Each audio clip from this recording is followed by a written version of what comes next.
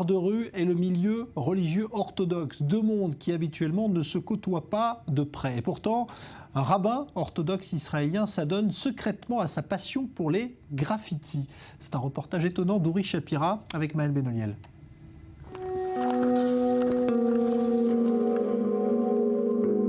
On l'a surnommé le Banksy juif, mais lui préfère qu'on l'appelle Ometz, courage en hébreu. Cet artiste de rue très religieux préfère garder l'anonymat par peur des répercussions. Révéler mon identité serait synonyme de problème pour moi dans cette ville. Et j'aime cette ville, j'aime les gens qui y vivent, j'aime ma famille. Mais il y a une autre raison. Si quelqu'un entend que, par exemple, Moshe Zormir a dit que tout le monde devait apprendre l'anglais, ils l'ignoreront en se disant que ça ne vient que de Moshe Zormir. Mais si Ometz le dit, c'est une autre histoire. Né à Jérusalem dans une famille juive ultra-orthodoxe, Ometz a suivi un parcours classique.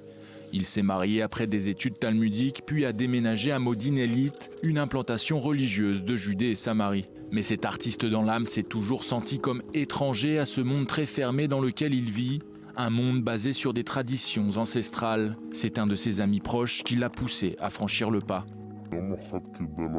Un jour, on lui a proposé de devenir rabbin, d'enseigner la Torah. Il m'a dit qu'il avait refusé l'offre par peur de ce que les gens pourraient en dire. J'ai compris que la peur de ce que les gens pourraient dire était quelque chose qui influençait énormément nos vies dans le monde ultra-orthodoxe. Le jour d'après, j'ai pris une boum de peinture et j'ai tagué sur le mur « Qu'est-ce que ça peut vous faire, ce que les gens pensent ?» Cela fait presque 4 ans qu'Ometz mène une double vie, enseignant la Torah le jour et artiste de rue la nuit. Ils sont peu nombreux dans son entourage à le savoir. Pour Ometz, l'art de rue est un moyen de s'exprimer contre les injustices de la société orthodoxe. Comme le manque d'éducation, un des problèmes qui lui tient le plus à cœur, car nombreuses sont les écoles ultra-orthodoxes qui n'enseignent ni les maths, ni l'anglais, ni la science ou la géographie. Pourriez-vous m'expliquer pourquoi un adulte ne serait pas capable de lire la notice d'un médicament parce qu'elle est écrite en anglais? C'est le minimum, une chose tellement basique. Récemment, Ometz s'est introduit dans une maison en chantier près de chez lui, qu'il a transformée en musée pour commémorer la paix. La paix, un autre sujet brûlant qu'il aime aborder dans le monde religieux, mais pas seulement. La question de la paix n'est pas vraiment à l'ordre du jour dans le monde ultra-orthodoxe. Cette société n'est pas élevée dans la haine. La haine, c'est un gros mot. Alors elle est peut-être élevée dans le manque de connaissances. Ces dernières années, l'art de rue et les graffitis sont devenus une forme d'art très populaire.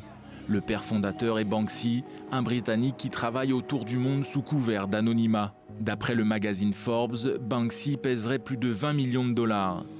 De son côté, Ometz a des ambitions plus modestes. Lui souhaite simplement mettre certaines questions controversées au centre des débats, ou plutôt sur des murs.